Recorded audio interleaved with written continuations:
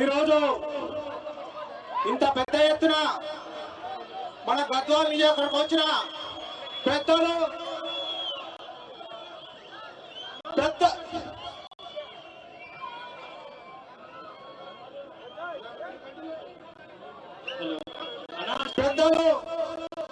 గవర్నీయులు తెలంగాణ రాష్ట్ర TRS party working president KT Ramanna గారు,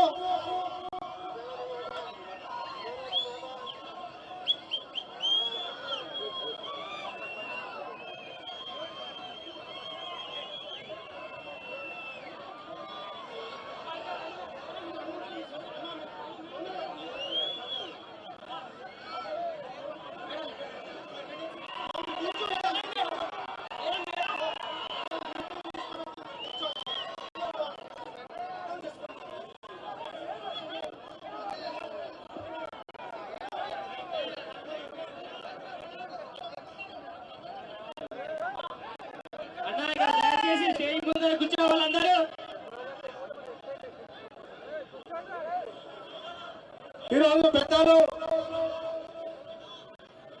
మన రాష్ట్ర Telangana TRS party working president పెద్దలు భవిష్యత్ నాయకుడు మన ప్రియతమ నాయకుడు కేటీ రామన్న గారు వస్తుంటే ఆయన వస్తున్నారని తెలిసి 10 రోజుల నుంచి గద్వాల్లో కేటీ రామన్న గారు వస్తే కేటీఆర్ గారు వస్తే గద్వాల్లో ఇంకా మాది ఏమి నడవాలని రామన్న గారు ఇక్కడ వస్తారని ఎన్ని కుట్రలు చేసినా ఎన్ని అడ్డంకులు చేసినా ఈరోజు రామన్న గారు మన తేరు మైదాన గద్వాల పట్టణానికి వచ్చినారంటే మన చాలా అదృష్టం. ఎందుకంటే ఈరోజు ఎక్కడ ఎర్రవల్లిని చూసి కూడా తండాలుగా మన గద్వాల ప్రజలందరూ కూడా స్వాగతం పలుకుతూ కిషారెడ్డి బంగళ గారిని చూడ ఎంత పెద్ద ఎత్తున ఈరోజు గద్వాల్లో టిఆర్ఎస్ పార్టీ ఎంత విధంగా ఉందనేది మీ అందరు చూస్తుంటే అర్థమవుతుంది. మీరు ఎప్పుడు కూడా టిఆర్ఎస్ పార్టీ అంటే గద్వాల ఉంది, టిఆర్ఎస్ పార్టీ లేదు, గద్వాల ఎమ్మెల్యే వచ్చే అంత పార్టీ అందరూ కూడా పోయింది అనుకున్నారు. ఆ తరంలో జెండా పట్టుకొని గద్వాల్లో జెండా నిలబెట్టినాం. ఒక్క జెండా పట్టుకొని ఈరోజు వేల జెండాలు చేసినామంటే మన కేటీ రామన్న గారు కృషి వల్లనే ఈ విధంగా నేను చేయడం జరిగింది. ఈరోజు ఎవరు రావాలన్నా భయపడుతుండే గద్వాలకు టిఆర్ఎస్ మీటింగ్ అంటే ఎట్లా పోతారు అని చెప్పేటోళ్ళు. ఈ రోజు రామన్న వస్తున్నాడంటే తండాగా వచ్చి మీరు ఈ స్వాగతం పలికినందుకు ఈ రోజు నడిగడ్డలో టిఆర్ఎస్ పార్టీకి తిరుగులేదని ఈ రోజు నిరూపించడం అయినది. నడిగడ్డలో ఏ ఉప ఎన్నిక వచ్చినా ఏ ఎలక్షన్లు వచ్చినా గులాబీ జెండా ఎగరేస్తామని మీ వారి సాక్షిగా చెప్తున్నా. ఈ రోజు గులాబీ జెండా ఎగరడానికి ఇదే కారణం. ఈ రోజు జనం చూస్తే ఇప్పుడే మనము ఉప ఎన్నికలు వస్తే ఇప్పుడే గెలిచిపోతు 50-60 మెజారిటీని గులాబీ జెండా ఎగరేస్తామని చెప్తున్నాం.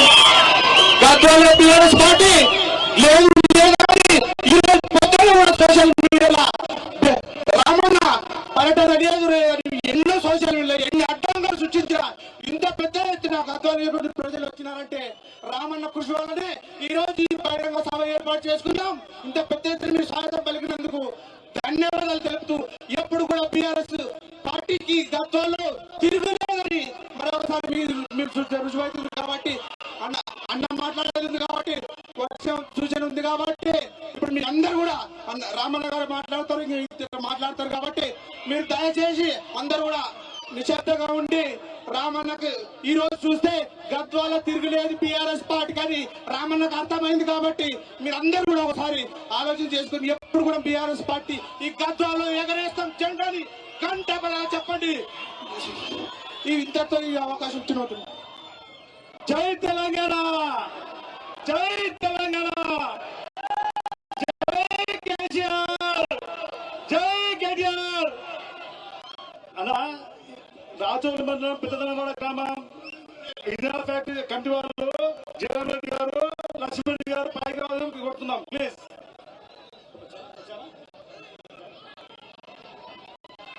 అన్న కేశవాన్ని ఒక నిమిషం మాట్లాడతాడు. మాట్లాడే ముందు మీ చేతుల మీదుగా ఆయన కండువేయాల్సిందిగా తాజా మాజీ మున్సిపల్ చైర్మన్ కేశవ్ గారిని కండువేది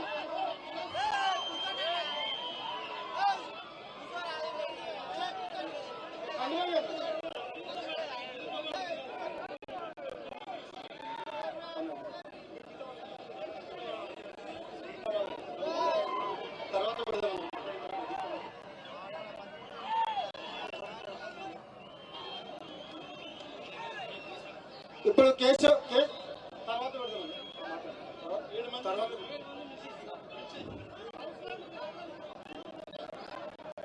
గారితో పాటు జాయిన్ అవుతున్న టౌన్ కౌన్సిలర్లు జయమ్మ కోటేష్, శ్వేతా రంజిత్, అరుణ జనార్దన్ రెడ్డి, మాణిక్యమ్మ రామచంద్రుడు, కోరి లక్ష్మి, మహేష్ కుమార్, జమన్ సింగ్, ఎండి యూసుఫ్, ఎన్ శ్రీనివాస్ రెడ్డి ఈ కౌన్సిలర్లు 10 మందిని రావాల్సిందిగా కోరుతా ఉన్నాం. రామన్న సమక్షంలో మీ అందరికీ కూడా టిఆర్ఎస్ పార్టీలోకి సాదరంగా స్వాగతం పలుకుతా ఉన్నాం.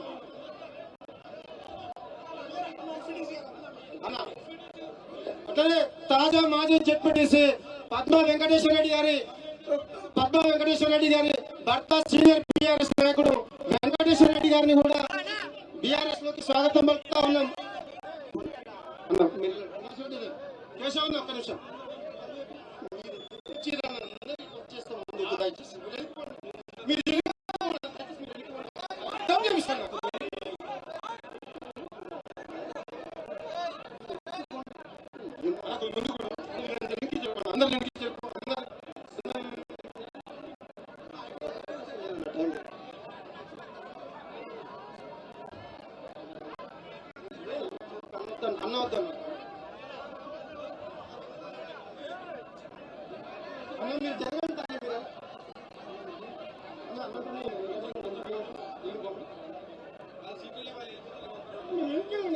అర్థం చేసుకోండి.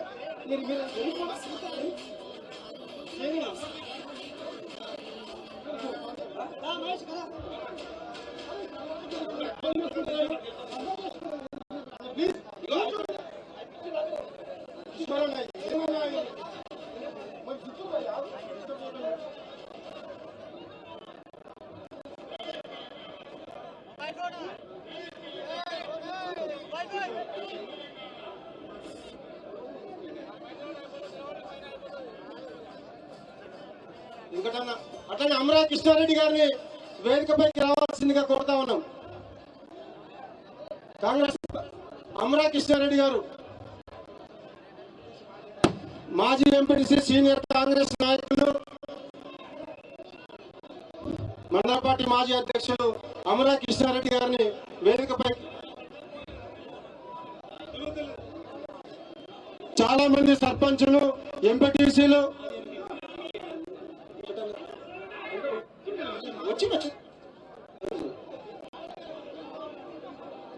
వీరి నాయకత్వంలో ఇంకా చాలా మంది అల్లపాడు సర్పంచ్ ప్రతాప్ గారు సీనియర్ నాయకులు, వారిని వేదికపైకి రావాల్సిందిగా కోరుతా ఉన్నాం. ఇంకా చాలా మంది సర్పంచులు, ఎంపీటీసీలు చాలా మంది జైన్ ఉన్నారు. దయచేసి అర్థం చేసుకోవాలి. వర్షం వల్ల మేము అందరినీ వేదికపైకి ఆహ్వానించలేకపోతున్నాం. మళ్ళీ ఒకసారి మీరు అందరినీ కేటీఆర్ అన్న గారికి తీసుకెళ్లి మీరు అందరినీ కల్పిస్తాం. దయచేసి అర్థం చేసుకోవాలని చెప్పి విజ్ఞప్తి చేస్తూ వేదికని ఖాళీ చేయాలి సీనియర్ నాయకులు దయచేసి. ఇప్పుడు తాజా మాజీ మున్సిపల్ చైర్మన్ కేశవ్ గారిని ఒక 2 నిమిషాలు మాట్లాడాల్సిందిగా కోరుతాం.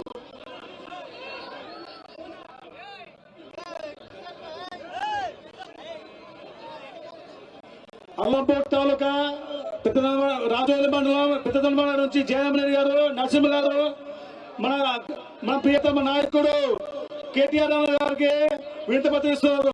ప్లీజ్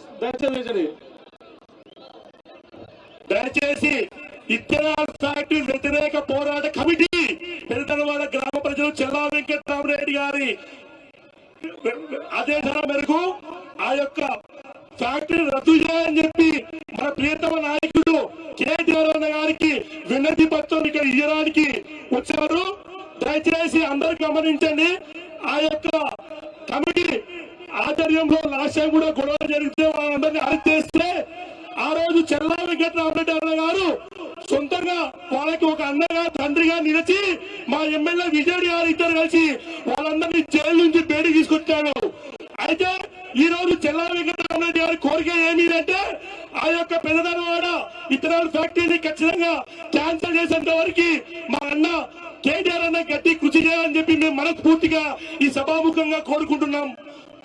ప్రజలారా అన్న కేటీఆర్ అన్న యొక్కది ఎందుకంటే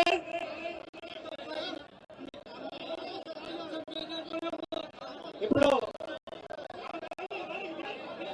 కేశవ్ గారు రాజా మాజీ చైర్మన్ కేశవ్ గారిని 2 నిమిషాలు మాట్లాడాల్సిందిగా కోరుతా ఉన్నాం.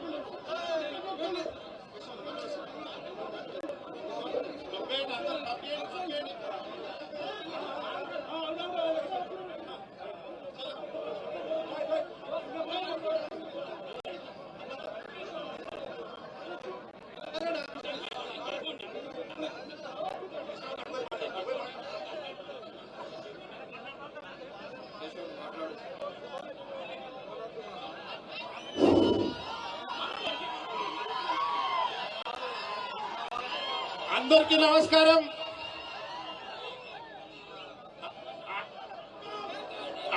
అందరూ ఒక్క 2 నిమిషాలు, ఎందుకంటే మనము ఆహ్వానించినాం పెద్దల్ని. కేటీఆర్ గారు మన మీద గౌరవంతో ఇంత దూరం వచ్చినారు, ఇంత వర్షం పడుతున్నా గద్వాల్ రావడం జరిగింది. అందరికీ నమస్కారం. ఈనాటి గద్వాల్ గర్జన సభకు మరి మన ముందుకు ఇచ్చేసినటువంటి రాబోయే తరానికి కాబోయే ముఖ్యమంత్రి మన కేటీ రామారావు గారు, అదేవిధంగా వేదిక అలంకరించిన మాజీ మంత్రివర్యులు, ఎమ్మెల్యేలు, ఎమ్మెల్సీలు, మాజీ ఎమ్మెల్యేలు, మరి నాతో పాటు ఇక్కడ పార్టీలో జాయిన్ కావడానికి చేసిన గౌరవ కౌన్సిలర్లు, గద్వాల నియోజకవర్గ ప్రజలందరికీ పేరు పేరున నా యొక్క నమస్కారాలు తెలియజేస్తా ఉన్నా. మీ అందరికీ తెలుసు, మరి ఈరోజు నేను టిఆర్ఎస్ పార్టీలో కేటీ రామారావు గారి నాయకత్వంలో బిఆర్ఎస్ పార్టీని గద్వాల నియోజకవర్గంలో గులాబీ జెండా ఎగరేయడానికి, నేను కూడా ఒక సైనికుల్లా పనిచేయడానికి బిఆర్ఎస్ పార్టీలో చేరడం జరిగింది అని చెప్పి తెలియజేస్తా ఉన్నా. మరి ఈరోజు నేను కాంగ్రెస్ పార్టీకి ఎందుకు పోయినా, మరి బిఆర్ఎస్ ఎన్నికల లోపల సార్ ఒక్క నిమిషం, కేటీఆర్ సార్ గారు ఒక్క నిమిషం వినాలి. మొన్న ఎన్నికల లోపల ఒకే ఒక ఫోన్ కాల్, ఒకే ఒక్క మాట కేటీఆర్ గారు చెప్పినందుకే ఆ రోజు ఎమ్మెల్యేని గెలిపించడం జరిగింది తప్ప ఏమి కాదని చెప్పి తెలియజేస్తా ఉన్నా. ఈ రోజు అదే కేటీఆర్ గారి నాయకత్వం లోపల మళ్ళీ మరి ఎవరినన్నా బొందబెట్టడానికి ఎంత పెద్ద నాయకుల్ని, కాంగ్రెస్ పార్టీ నాయకుల్ని ఎదుర్కొనికే సిద్ధంగా ఉన్నామా గద్వాల ఓటు వేయడానికి సిద్ధంగా ఉన్నామా? మనకందరికీ 3 అక్షరాల వ్యక్తి, 3 అక్షరాల శక్తి మన వెంట ఉంది. అదే కేటీఆర్ అని చెప్పి తెలియజేస్తా ఉన్నా. తప్పకుండా కేటీ రామారావు గారి నాయకత్వంలో మనమందరం పనిచేస్తామని చెప్పి తెలియజేస్తూ, నేను నా చివరి శ్వాస వరకు ఈ గులాబీ జెండా కింద కేటీఆర్ గారి నాయకత్వంలో పనిచేస్తామని చెప్పి మీ అందరి ముందర సెలవుస్తున్నా. జై హింద్, జై కేటీఆర్. ధన్యవాదాలు కేసీఆర్. ఇప్పుడు మనందరి గుండెల్లో కొలువై ఉన్న తెలంగాణ రాష్ట్ర భవిష్యత్తు, మనందరి ఆశాకిరణం, భవిష్యత్ నాయకుడు, మనందరి నాయకుడు, పార్టీ వర్కింగ్ ప్రెసిడెంట్ కేటీఆర్ నన్ను మాట్లాడాల్సిందిగా కోరుతాను. జై తెలంగాణ, జై తెలంగాణ. అక్కడ వెనకాల నుండి సౌండ్ రావట్లేదు. జై తెలంగాణ. కేసీఆర్ గారి నాయకత్వం ఇంతేనా? గద్వాల దమ్మంతా ఇంతేనా? జై తెలంగాణ. కేసీఆర్ గారి నాయకత్వం, కేసీఆర్ గారి నాయకత్వం. అందరికీ నమస్కారం. వేదిక మీద ఉన్న పెద్దలు, గౌరవనీయులు, మాజీ మంత్రివర్యులు, పెద్దలు శ్రీ సింగిరెడ్డి నిరంజన్ రెడ్డి గారు, మరొక మాజీ మంత్రివర్యులు, పెద్దలు గౌరవనీయులు శ్రీ వి శ్రీనివాస్ గౌడ్ గారు, గౌరవనీయులు పెద్దలు మరొక మాజీ మంత్రివర్యులు అన్న డాక్టర్ సి లక్ష్మారెడ్డి గారు, గౌరవనీయులు పెద్దలు, పక్కనే ఉన్న అలంపూర్ నియోజకవర్గ శాసనసభ్యుడు తమ్ముడు శ్రీ విజయుడు గారు, వారి గెలుపులో తన సొంత తమ్ముడిని గెలిపించడానికి ఎంతైతే తపన పడతారో అంత తపన పడి గెలిపించిన అన్న గౌరవనీయులు ఎమ్మెల్సీ శ్రీ చెల్లా వెంకట్రామరెడ్డి గారు,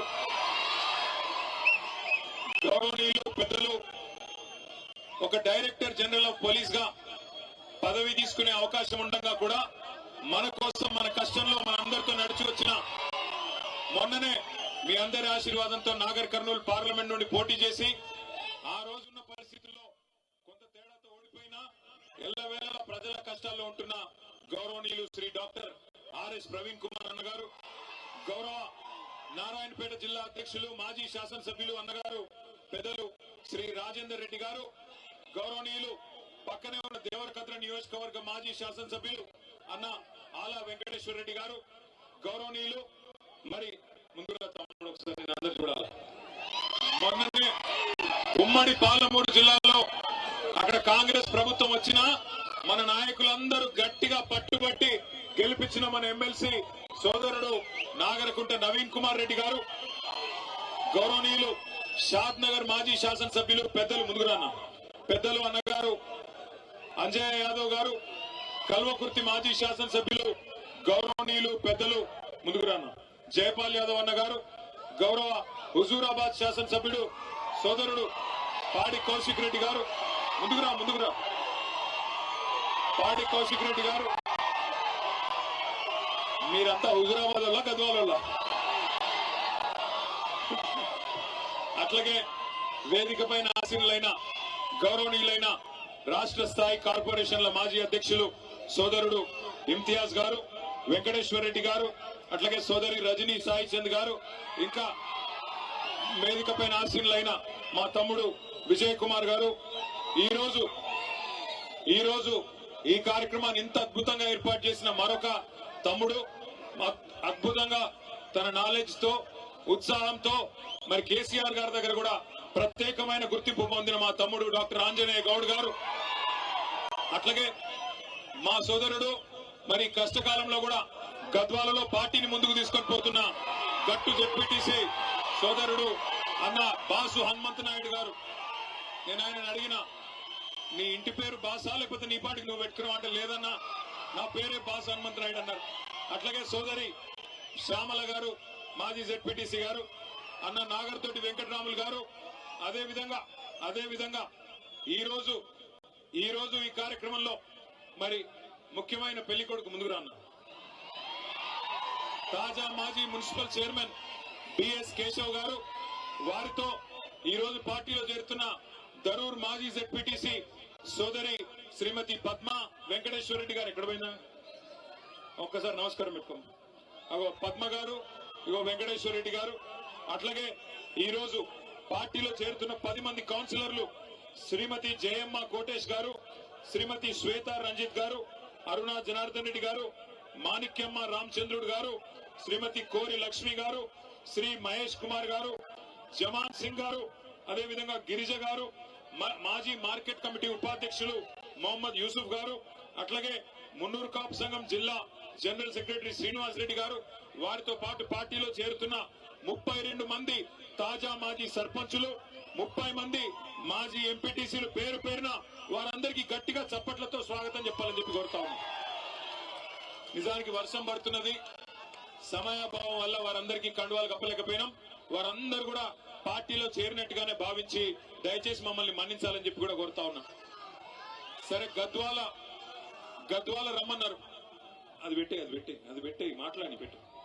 గద్వాల రమ్మంటే మరి ఇక్కడేమో వాన పడేటట్టుంది, మరి రావచ్చా రాలేమా ఎట్లా అంటే, లేదు మీరు తప్పకుండా రావాలి, వచ్చి తీరాలి, వాన పడ్డా పిడుగులు పడ్డా ఏది ఏమైనా నువ్వు రావాలని చెప్పి పట్టుబట్టి ఇవాళ ఇక్కడికి రప్పించిన మా గద్వాల గులాబీ సైనికులందరికీ శిరస్సు వంచి హృదయపూర్వకంగా నమస్కారం.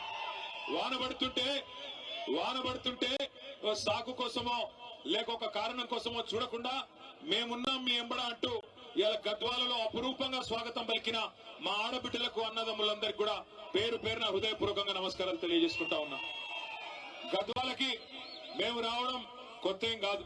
మిమ్మల్ని అందరినీ నేను కోరేది ఒకటే, ఇవాళ పెద్దలు కేసీఆర్ గారి నాయకత్వంలో తెలంగాణ రాష్ట్ర సాధనలో కూడా గద్వాలు ఆనాడు పోరాటంలో కూడా ముందున్నది, తెలంగాణ ఉద్యమంలో కూడా ఆనాడు ముందున్నది. ఇదే తేరు మైదానంలో ఆ రోజు నాగర్దొడ్డి వెంకటరాములు గారి నాయకత్వంలో 2007-8 అనుకుంటాను ఇక్కడే సభ పెట్టుకున్నాం. ఉద్యమ స్ఫూర్తితో ఆ రోజు కూడా ముందుకు పోయినాం. కానీ 2014లో రాష్ట్రం వచ్చిన తర్వాత మొదటిసారి ఎన్నికలు జరిగినప్పుడు గద్వాలలో మనం గెలవలేదు.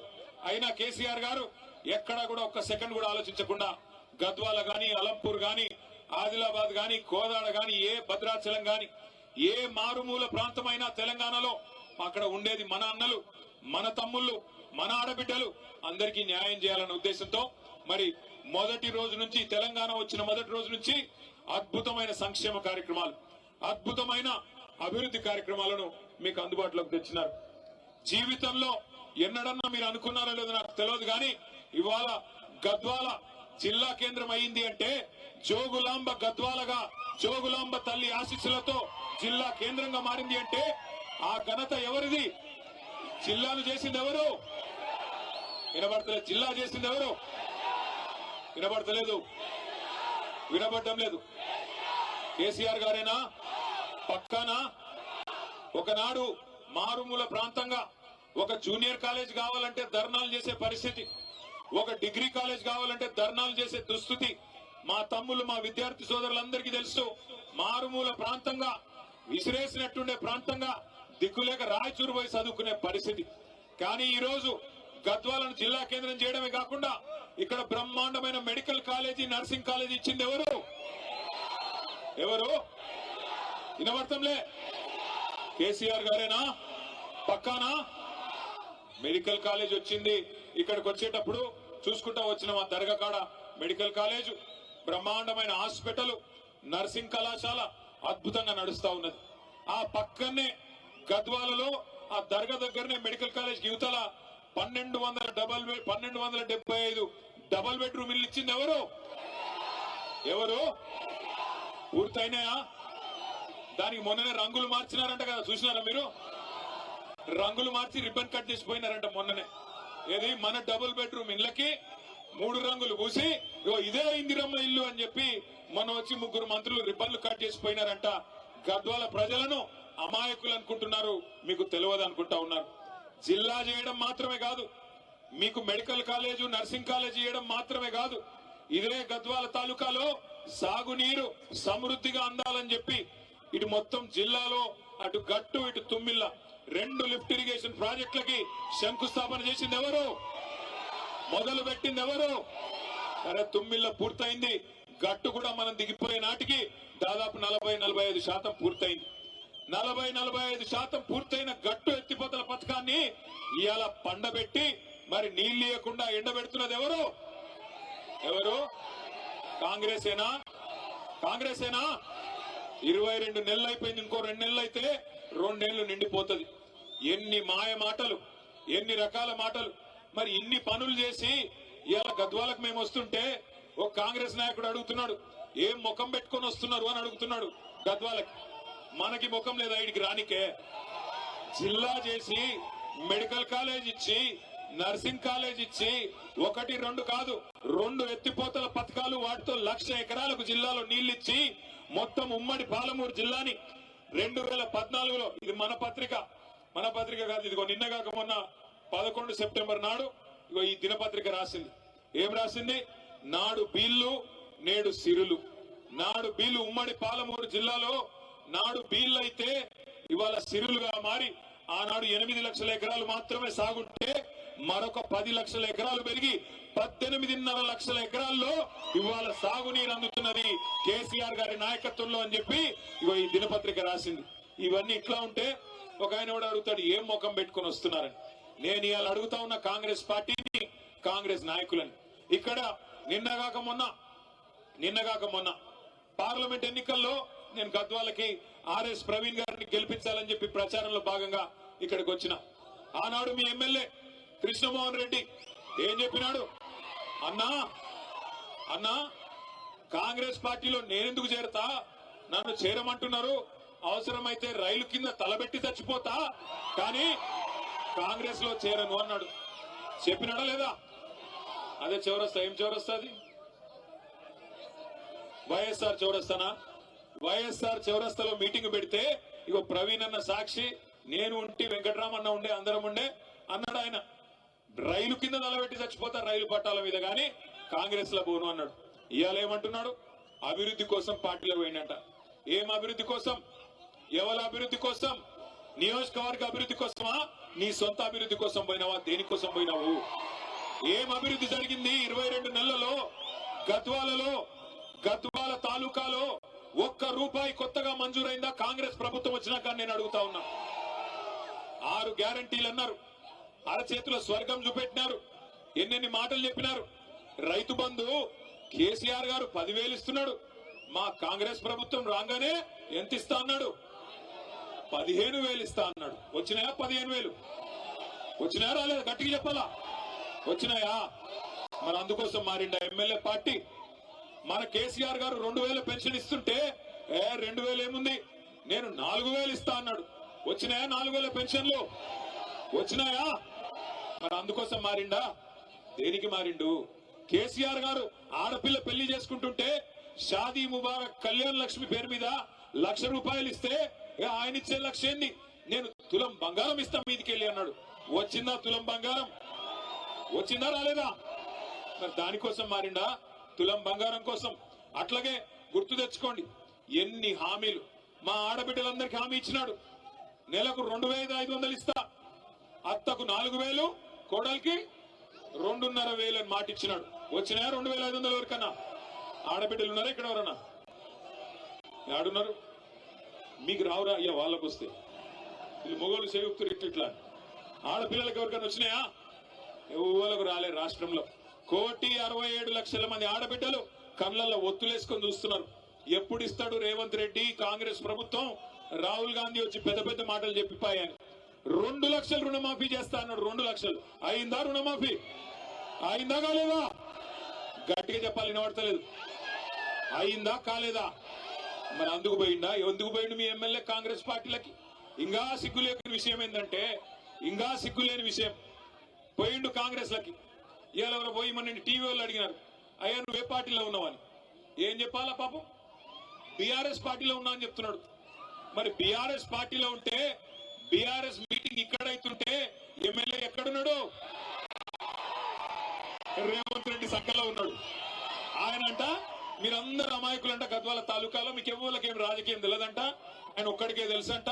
ఆడపోయి రేవంత్ రెడ్డి సంఖ్యలో కూర్చొని నేను బీఆర్ఎస్ పార్టీలోనే ఉన్నా అని సన్నాయి నొప్పులు నొక్కుతున్నాడు. నమ్ముదామా? ఆయనకు సిగ్గు లేకపోవచ్చు, మనకన్నా ఉండాలా లేదా? బరాబర్ ఉండాలి. ఒక్కటి చెప్తా ఉన్నా, యాద పెట్టుకోండి. ఇవాళ ఒకటి మాత్రం పక్క, ఎవరు ఎన్ని ఎత్తుగడలేసినా, ఎన్ని రకాల చిలిపి ప్రయత్నాలు చేసినా, ఎన్ని సన్నాయి నొక్కులు నొక్కినా సుప్రీంకోర్టు యమా సీరియస్ గా ఉన్నది. ఈ 10 మంది ఖచ్చితంగా రాజీనామా చేయక తప్పదు, ఉప ఎన్నికలు రాక తప్పదు. రాబోయే 9 మాసాల్లో, 6 నుంచి 9 మాసాల్లో ఇదే గద్వాల తాలూకాలో తప్పకుండా తిరిగి ఉప ఎన్నిక రాబోతా ఉంది. బుద్ధి చెబుదామా పార్టీ మారిన ఎమ్మెల్యేకు? చెబుదామా? వెనకాల నుంచి గట్టిగా నిలబడాలి. చెప్దామా? బుద్ధి లేదా? మళ్ళా కేసీఆర్ గారు ముఖ్యమంత్రి కావాలన్నా అవుతా? కావాలా? కావాలంటే నేను మిమ్మల్ని కోరేది ఒకటే, దయచేసి పెద్ద పెద్ద నాయకులు పోయిండొచ్చు కాక, కానీ ఇవాళ ఒక్కొక్కరుగా మన నాయకులు శక్తివంతంగా పనిచేస్తా ఉన్నారు. ఇగో ఇక్కడ హనుమంత్ నాయుడు గారు బ్రహ్మాండంగా పనిచేస్తా ఉన్నాడు. ఇలా కేశవన్న పనిచేస్తున్నాడు, తమ్ముడు విజయ్ పనిచేస్తున్నాడు. అట్లాగే మనోళ్ళందరూ కూడా కూడగట్టుకొని, శక్తి కూడగట్టుకొని ఇప్పుడు వెంకటేశ్వర రెడ్డి గారు జాయిన్ అయినారు. ఇంకా చాలా మంది నాయకులు, మా అంజన్ గౌడ్ ఇక్కడే ఉన్నాడు, ఇంకా చాలా మంది నాయకులు కష్టపడి పనిచేస్తా ఉన్నారు.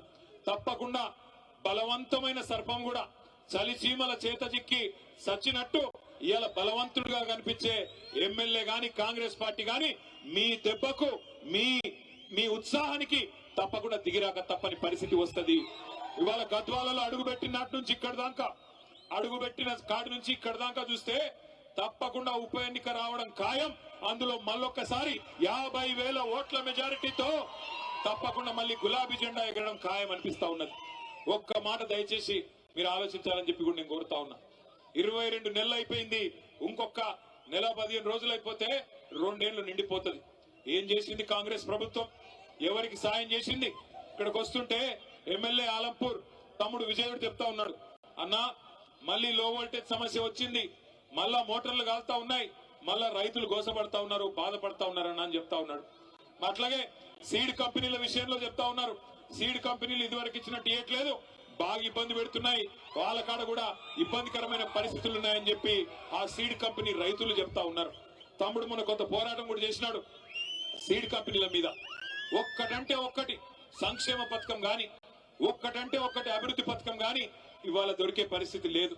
ఏమన్నంటే ముఖ్యమంత్రి ఒక్కటే నేర్చుకున్నాడు, పచ్చి అబద్దాలు చెప్పడం, ఆ అబద్దాల మీదనే 2 ఏళ్లు టైం పాస్ చేయడం. మీరు గమనించండి, కరోనా వచ్చింది కేసీఆర్ గారు ముఖ్యమంత్రిగా ఉన్నప్పుడు. కరోనా వస్తే మనం ఎవరం కూడా అనుకోవాల జీవితంలో ఇట్లాంటి ఒక రోజు వస్తుందని. మూతికి బట్టగట్టుకొని ఎవరింట్లో వాళ్ళే గొల్లెం పెట్టుకొని ఇంట్లో కూర్చున్నాం. ₹1 లావాదేవీలు లేవు, వ్యాపారాలు జరగలేదు. మనిషి బయటికే పోకపోతే వ్యాపారం ఎక్కడి నుంచి అవుతుంది? ప్రభుత్వానికి ఆదాయం 0 అయింది. కరోనా వచ్చినప్పుడు కేసీఆర్ గారి ప్రభుత్వంలో ఆదాయం 0 అయినా రైతు బంధు ఆగిందా? రైతు బంధు ఆగిందా? కళ్యాణ లక్ష్మి ఆగిందా? పెద్ద మనుషులకు పెన్షన్ లాగినాయా? కేసీఆర్ కిట్ లాగినాయా? బతుకమ్మ చీరలాగినాయా? ఏవి ఆగలేదు. అన్ని కూడా కేసీఆర్ గారు రూపాయి ఆదాయం లేకపోయినా ప్రభుత్వానికి పేదవాడికి కష్టం రావద్దని చెప్పి మాకు ఎమ్మెల్యేలకు ఎంపీలకు జీతాలు పక్కన పెట్టి రాష్ట్ర ప్రభుత్వ ఉద్యోగులకు కూడా అవసరమైతే 10 రోజులు జీతం ఆలస్యంగా ఇచ్చినా పేదవాళ్లకు మాత్రం జీతం ఇవ్వాలా, రైతులకు రైతు బంధు ఇవ్వాలా, పేదవాళ్లకు సంక్షేమ పథకాలు అందాలా అని ఆ రోజు పనిచేసినారు. కానీ ఇవాళ ముఖ్యమంత్రి గారు బంగారు పల్లెంలో పెట్టి తెలంగాణ రాష్ట్రాన్ని తలసరి ఆదాయంలో భారతదేశంలో నెంబర్ 1 గా చేసి అప్పచెప్తే ఈయన అంటాడు తెల్లారు లేస్తే అప్పుల పాలైపోయింది తెలంగాణ, ఎయిడ్స్ రోగి అయిపోయింది తెలంగాణ, క్యాన్సర్ రోగం వచ్చింది తెలంగాణకు అని ముఖ్యమంత్రి మాట్లాడుతూ ఉన్నాడు. నేను ఒక్క మాట అడుగుతా ఉన్నా మిమ్మల్ని అందరినీ, ఇప్పుడు ఈ మైదానంలో తేరు మైదానంలో అప్పు లేని మనిషి ఎవడన్నా ఉన్నాడా? అప్పు లేని వాళ్ళు ఉన్నారా? అప్పు ఉందా లేదా? ఉంది కాదురా. లేనోడు ఉంటే శైలా పట్టండి. అప్పు లేనోడు ఎవడని ఉంటే శైలా పట్టండి. అప్పు ఉన్నోళ్లే ఉంటారు తప్ప లేనోళ్ళు ఆడ 100కి 1 దొరుకుతాడు. కానీ అప్పు ఉన్నా లోపల బనీన్కు పొక్కలున్నా ఎట్లా ఎట్లా ఎట్లా తయారవుతాం? పైకి మాత్రం కడక్ అంగి వేసుకొని మంచి కద్దరంగి వేసుకొని పైకి మాత్రం కడక్ అంగి వేసుకొని తిరుగుతాం. ఎందుకు? మళ్ళీ ఎవడన్నా కొత్త అప్పిచ్చోడు ఏడం తిరుగుతాం, అంతేనా? కానీ ముఖ్యమంత్రి పనితనం ఎట్లున్నది? ఇంటి పెద్ద లాంటోడు, రాష్ట్రానికి పెద్ద మనిషి లాంటోడు, నా రాష్ట్రం దివాలా తీసింది, నా రాష్ట్రం నాశనం అయిపోయింది, నా రాష్ట్రం ఎత్తిపోయింది అంటే ఎవడన్నా పైసలు ఇచ్చేటోడు ఇస్తాడా? పెట్టుబడి పెట్టేటోడు పెడతాడా? ఇక అది మాత్రమే కాదు, ఇంకా ఘోరం, లంకె బిందెలు ఉన్నాయనుకొని వచ్చినా లంకె బిందెలు లేవు అంట. లంకె బిందెల కోసం ఎవరు తిరుగుతారు? అర్ధరాత్రి ఎవరు తిరుగుతారు? మీ గద్వాల కోటకాడ ఎవరు దొంగల కేసు అయితే మీ మీద అయితే ముఖ్యమంత్రిని దొంగ అంటారా మీరు? లంకె బిందెల కోసం ఎవడన్నా తిరుగుతాడా? నాకు అర్థం కాదు. అవి ఉంటాయనుకొని సెక్రటేరియట్కి వచ్చినాడంటే ఈ మనిషి. అదొక్కటే కాదు, నేను ఢిల్లీ పోతే నాకు అపాయింట్మెంట్లు ఇస్తలేరు, ఎందుకంటే చెప్పులు ఎత్తుకపోతాడేమో అని భయంతో అపాయింట్మెంట్లు ఇస్తలేరంట. కిసంటోడు మన కర్మ, మన ముఖ్యమంత్రి అయ్యిండు. అందుకే నేను చెప్తా ఉన్నా, కాంగ్రెస్ వాళ్ళు నోటికొచ్చిన మాటలు చెప్పి అరిచేతిలో స్వర్గం చూపెట్టి మీకు ఇష్టం వచ్చిన వేలం పాటలాగా ఆయన 2 ఇస్తే నేను 4 ఇస్తా అని చెప్పి డైలాగులు కొట్టి ఓట్లు దండుకున్నారు. ఇవాళ అవతల పడ్డారు. మరి మీ ఎమ్మెల్యేకి ఏం నచ్చిందో పోయి వాళ్ళతో పాటు ఆ దొంగల ముఠాలో చేరిపోయినాడు. నేను మీ అందరికీ మాటిస్తా ఉన్నా, ఖచ్చితంగా ఉప ఎన్నికలు వస్తాయి. ఉప ఎన్నికల్లో ఈ ఎమ్మెల్యే గారిని చిత్తుగా ఓడించే బాధ్యత మీరు తీసుకోవాలని చెప్పి నేను విజ్ఞప్తి చేస్తా ఉన్నా. ఇక్కడ ఉన్న ఒక గద్వాల బిడ్డనే రేపు గులాబీ అభ్యర్థిగా మీ దగ్గరకు వస్తాడు, కేసీఆర్ పంపిన సోదరుడుగా సైనికుడిగా వస్తాడు. గెలిపించాలని చెప్పి నేను కోరుతా ఉన్నా. గెలిపిస్తారా లేదా? పక్కా గెలిపిస్తారా? అప్పటిదాకా పోరాటం ఆగొద్దు. ఇవాళ మీరు దయచేసి గుర్తుపెట్టుకోండి, ఒక వర్గాన్ని కాదు అన్ని వర్గాలను ఈ ముఖ్యమంత్రి కాంగ్రెస్ పార్టీ మోసం చేసింది. దళితులకు చెప్పినారు, కేసీఆర్ గారు దళిత బంధు అనే పథకం తెస్తే ఆయనేందా ఇచ్చేది 10 లక్షలు, మమ్మల్ని గెలిపించండి 12 లక్షలు ఇస్తామన్నారు. ఒక్కల కన్నా వచ్చిందా 12 లక్షలు? అంబేద్కర్ అభయహస్తం అన్నారు, వచ్చిందా? అభయహస్తం శూన్యహస్తం అయింది. ఆడపిల్లలు చదువుకుంటే స్కూటీలు ఇస్తామన్నారు, వచ్చినాయా స్కూటీలు? స్కూటీలు లేవు కానీ లూటీ మాత్రం బ్రహ్మాండంగా చేస్తున్నాడు ముఖ్యమంత్రి. అట్లాగే 2 లక్షల ఉద్యోగాలు ఇస్తామన్నారు మా తమ్ముళ్ళకి. 2 లక్షల ఉద్యోగాలు ఏం చెప్పినారు ఆ రోజు? 2 ఉద్యోగాలు ఊడగొట్టండి, 2 ఉద్యోగాలు ఊడగొట్టండి, కేసీఆర్ది కేటీఆర్ది, మేము మీకు 2 లక్షల ఉద్యోగాలు మొదటి సంవత్సరంలోనే ఇస్తామన్నారు. ఎన్ని ఉద్యోగాలు ఇచ్చినారు? ఇప్పటికీ 10,000 కంటే తక్కువ ఉద్యోగాలు ఇచ్చి కేసీఆర్ ప్రభుత్వంలో ఇచ్చిన నోటిఫికేషన్లకు మేమిచ్చినామని చెప్పుకోనికే సిగ్గు కూడా లేదు ముఖ్యమంత్రి గారికి. ఎవడన్నా మందికి పుట్టిన బిడ్డలు మా బిడ్డలు అని చెప్పుకుంటాడా? అట్లున్నది కాంగ్రెస్ ప్రభుత్వం. అట్లాగే నిన్న మొన్న మీరు చూసినారు. ఇవాళ నేను ఇక్కడికి వస్తుంటే ఒక తమ్ముడు అలంపూర్ కాడ బండి మీదకి వెళ్ళి అరుస్తున్నాడు గట్టిగా, గణపతి బప్ప మోరియా కావాలయ్యా యూరియా అంటున్నాడు. గణపతి బప్ప మోరియా కావాలయ్యా యూరియా. ఎటువంటి దినం వచ్చిందంటే యూరియా కూడా బుక్కుతున్నారు కాంగ్రెస్ వాళ్ళు, దొంగనాయాలు. యూరియా కూడా అమ్ముకుంటున్నారు బ్లాక్ మార్కెట్ లో. అడ్డంగా దొబ్బుకొని పోయి రైతులకు ఇవ్వకుండా రైతులనేమో 4-5 రోజులు అక్కడ వానలో ఎండబెట్టి వానలో తడిచేటట్టు చేసి అది కూడా బ్లాక్ మార్కెట్ లో అమ్ముకుంటున్న దుర్మార్గులు రైతుల యూరియా అమ్ముకుంటున్నారు. పిల్లల గ్రూప్ 1 ఉద్యోగాలు కూడా అమ్ముకున్నారు. గ్రూప్ 1 లో కుంభకోణం జరిగిందని గ్రూప్ 1 పరీక్షల్లో 563 ఉద్యోగాలుంటే వాటిని కూడా అమ్ముకున్నారని చెప్పి మొన్న ఆర్ఎస్ ప్రవీణ్ కుమార్ గారు పోతే పిల్లల దగ్గరికి వాళ్ళు చెప్తా ఉన్నారు. ఒక్కొక్క ఉద్యోగం డిప్యూటీ కలెక్టర్ ఉద్యోగం 3 కోట్ల రూపాయలకు అమ్ముకొని మొత్తం 563 ఉద్యోగాలంటే దగ్గర 1700 కోట్ల రూపాయలు ఇలా దండుకున్నారు కాంగ్రెస్ నాయకులు. పిల్లల ఉద్యోగాలు అమ్ముకుంటారు, రైతుల యూరియా అమ్ముకుంటారు, నమ్ముకున్న ప్రజల్ని ఇలా నట్టేట ముంచి ఆఖరికి మా బీసీ సోదరులు 42% రిజర్వేషన్ ఇస్తామన్నారు. 42% రిజర్వేషన్ ఇస్తాం, అది కూడా చదువులో, ఉద్యోగాల్లో, గవర్నమెంట్ కాంట్రాక్టుల్లో, అదే విధంగా రాజకీయ పదవుల్లో అన్నిట్లో ఇస్తామని చెప్పినారు. చెప్పి 2.5 ఏళ్ళు అయిపోయింది. కానీ ఇప్పటి వరకు ఒక్కటంటే ఒక్క హామీ బీసీ డిక్లరేషన్లు ఇచ్చింది కానీ, ఎస్సీ డిక్లరేషన్లు ఇచ్చింది కానీ, ఎస్టీ డిక్లరేషన్లు ఇచ్చింది కానీ ఒక్కటంటే ఒక్కటి కూడా చేసింది లేదు. మీరు గట్టిగా అడిగినారనుకో గద్వాలోళ్ళు కానీ ఎక్కడోళ్ళు కానీ ముఖ్యమంత్రి ఒకటే చెప్తాడు, ఏం మంచిగా లేదా నీకు, గుడ్లు వీకి గోటీలాడతా, పేగులు తీసి మెడలేసుకుంటా, ఈ డైలాగులు తప్ప ఇప్పటిదాకా 2 ఏళ్లలో పీకిందైతే ఏమీ లేదు. ఒక్కటంటే ఒక్క పని జరిగిందా? ముసలోళ్ళకి 4,000 పెన్షన్ అన్నావు ఇచ్చినావా? రైతులకు 15,000 రైతు బంధు అన్నావు ఇచ్చినావా?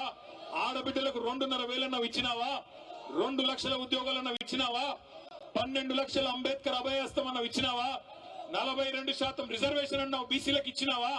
ఒక్క వాగ్దానం కూడా అమలు చేయకపోగా ఇవాళ మనం తీసుకున్న గట్టు ఎత్తిపోతల పథకాన్ని ఎక్కడున్నదాన్ని ఎక్కడేసిన గొంగడు అక్కడనే అన్నట్టు అట్లే వదిలిపెట్టినాడు. మొత్తం గట్టు ఎత్తిపోతల పథకం ద్వారా గట్టు మండలం గాని కేటితోటి మండలం గాని బ్రహ్మాండంగా 35,000 ఎకరాలకు నీళ్లు ఇవ్వాలని కేసీఆర్ గారు 581 కోట్ల రూపాయలతో మంజూరు చేస్తే 2 ఏళ్లుగా ఆ పథకాన్ని ఎక్కడున్న గొంగలు అక్కడనే అన్నట్టు పండబెట్టింది కాంగ్రెస్ ప్రభుత్వం. అదే కేసీఆర్ గారి ప్రభుత్వంలో ఉమ్మడి పాలమూరు జిల్లాలో పెండింగ్ ప్రాజెక్టులన్నింటినీ రన్నింగ్ ప్రాజెక్టులుగా మార్చి కొత్తగా 10 లక్షల ఎకరాల కాయ కట్టించిన నాయకుడు ఎవరు? దాని వల్లనే ఇవాళ రివర్స్ మైగ్రేషన్ పాలమూరుకు స్టార్ట్ అయింది. నేను ఇదే గట్టుకు ఆనాడు ఇదే మన గద్వాలకు దరూరు మండలానికి మంత్రిగా వస్తే నేను నిరంజన్ రెడ్డి గారు మేమందరం పోతా ఉన్నాం. ఓ పత్తి చేను కాడ మొత్తం చాలా మంది కూలీలు ఉంటే పలకరిద్దామని ఆగితే అక్కడ పోయి అడిగినాం, అమ్మ మీది ఏ ఊరని.